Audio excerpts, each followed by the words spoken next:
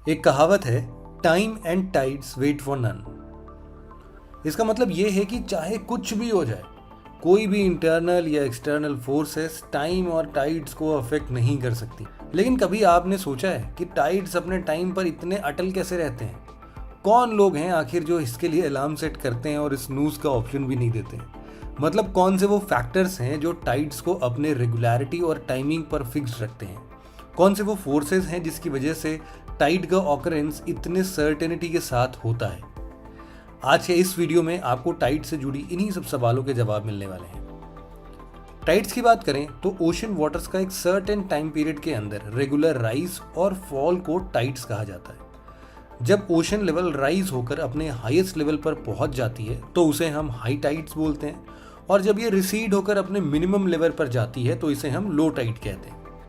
ये दोनों फेनोमेनन सन, मून और अर्थ की ग्रेविटेशनल फोर्सेस के बीच इंटरैक्शन की वजह से होता है, और इन्हीं फोर्सेस के बैलेंस के बीच में टाइड का ऑकरेंस देखने को मिलता है। वर्ल्ड का हाईएस्ट टाइड कनाडा के नोवा स्कोटिया के बे ऑफ फुंडी में देखने को मिलता है, जिसकी हाइट लगभग 15 से 16 मीटर तक होती है, और यहाँ एक दिन में 2 हाई टाइड और 2 लो टाइड देखने को मिलते हैं, जिससे ये माना जाता है कि हर 6 घंटे पर एक टाइड ऑकर होता ही है।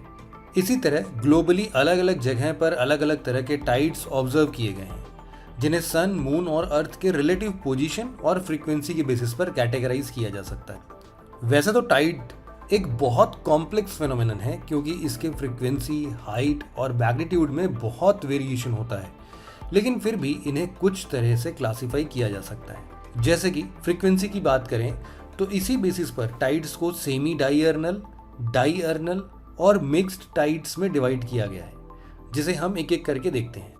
सेमी डाइअर्नल टाइड्स वर्ल्ड के सबसे कॉमन टाइड पैटर्न है, जिसमें हर दिन 2 हाई टाइड्स और 2 लो टाइड्स देखने को मिलते हैं।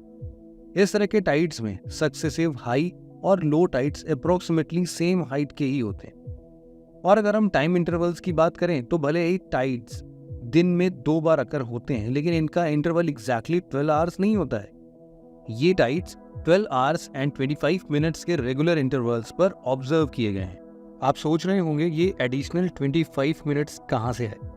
तो इसका रीज़न ये है कि टाइड का ऑकरेंस सोलर डे के बेसिस पर ना होकर ल्यूनर डे के बेसिस पर होता है, और एक ल्यूनर डे करीब 24 आवर्स 50 मिनट्स का होता है। अगर आप अर्थ के किसी एक पॉइंट से मून को ऑब्जर्व करें तो मून को एग्जैक्टली सेम पोजीशन पर पहुंचने में लगभग 24 घंटे 50 मिनट लग जाते हैं, और यही रीज़न है वो एक्स्ट्रा 25 मिनट्स का, जो कि 24 आवर्स में सम होकर 50 मिनट्स बन जाता है, और टोटल 24 आवर्स 50 मिनट्स का ये ल्यूनर डे टाइडल रेंज के इस 25 एक्स्ट्रा मिनट्स के लिए रिस्पॉन्सिबल है।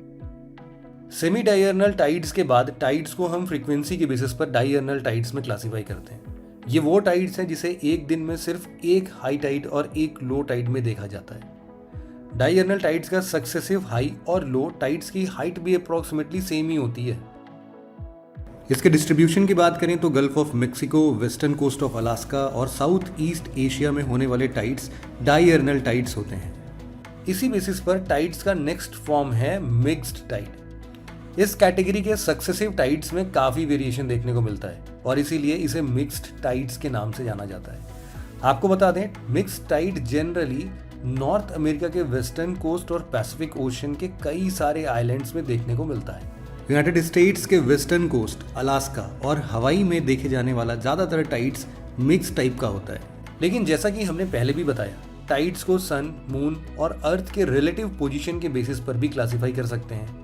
इस तरह के टाइड्स की हाइट सन, मून और अर्थ के पोजीशंस पर डिपेंड करते हैं, और नतीजन राइजिंग वाटर के हाइट यानी हाई टाइड में वेरिएशन देखने को मिलता है। इस तरह के टाइड्स को हम स्प्रिंग या नीप टाइड्स में क्लासीफाई कर सकते हैं। जैसा कि हमने देखा कि सन और मून के पोजीशन का टाइड्स के हाइट से डायरेक्ट रिलेशन होता है, तो जब सन, मून और अर्थ एक स्ट्रेट लाइन पर होते हैं तो टाइड की हाइट भी ज़्यादा होती है, और ऐसे टाइड्स को स्प्रिंग टाइड्स कहा जाता है। स्प्रिंग टाइड्स महीने में केवल 2 ही बार अकर होते हैं, एक फुल मून पीरियड में और दूसरा न्यू मून पीरियड में। स्प्रिंग टाइड्स की तरह ही नीप टाइड भी महीने में 2 ही बार अकर होते हैं।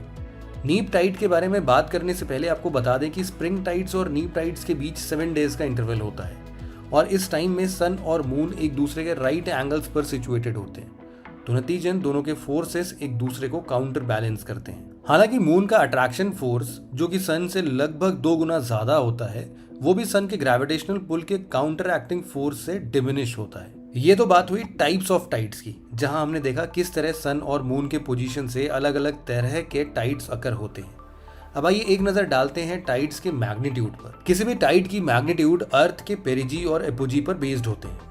मून अर्थ के चक्कर एक हाईली इलिप्टिकल ऑर्बिट में लगाता है और इस ऑर्बिट का वो पॉइंट जो अर्थ के सबसे नजदीक है उसे पेरिजी और अर्थ के सबसे दूर वाले पॉइंट को एपोजी कहते हैं। मैग्नीट्यूड की बात करें तो मून और अर्थ के पेरिजी और एपोजी टाइड्स के मैग्नीट्यूड को इम्पैक्ट करने में बहुत ही क्रूशियल रोल प्ले करते हैं।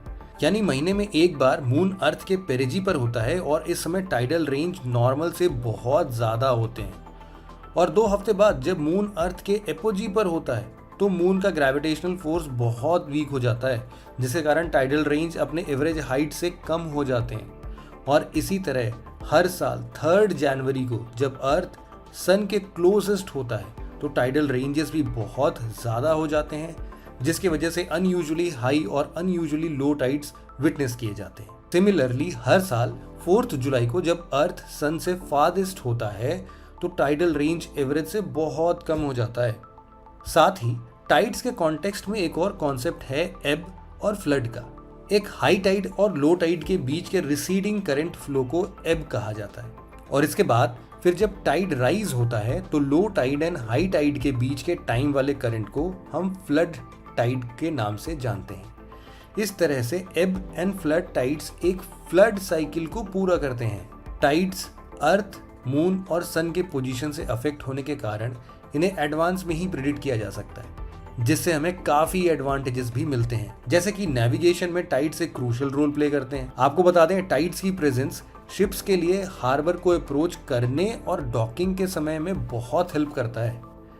इसका क्लासिक एग्जाम्पल है लंदन और कोलकाता पोर्ट्स, जहां शिप्स नेविगेट करने के लिए हाई टाइड्स के एड पर निर्भर रहते हैं। इसी तरह फिशिंग के लिए हाई टाइड्स हर फिशरमैन का एक ड्रीम सिनेरियो होता है, क्योंकि हाई टाइड्स की वजह से फिशेस कोस्ट से क्लोजर आ जाती हैं, जिससे फिश कैचिंग एफर्टलेस हो जाता है।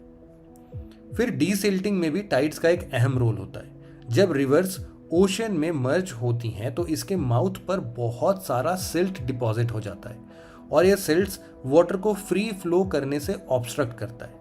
लेकिन जब वाटर चैनल्स में टाइड्स का फॉरवर्ड और बैकवर्ड मूवमेंट होता है तो इन इकट्ठा हुई सिल्ट्स को हम लोग आराम से ओशन सरफेस तक लेके जा सकते हैं, और इस प्रोसेस को हम लोग डीसिल्टिंग बोलते हैं। टाइड्स का हमें एक और फायदा मिलता है, और वो है इलेक्ट्रिसिटी जनरेशन। जी हाँ, टाइड्स के यूज हम इलेक्ट्रिसिटी जनरेट करने के लिए करते हैं, जिसे टाइडन एनर्जी के नाम से जाना जाता है। फिजिक्स की सेंस में समझे तो टाइड्स एक मैकेनिकल मूवमेंट ऑफ वाटर है, जिसमें कुछ इनहेरेंट एनर्जी होती है।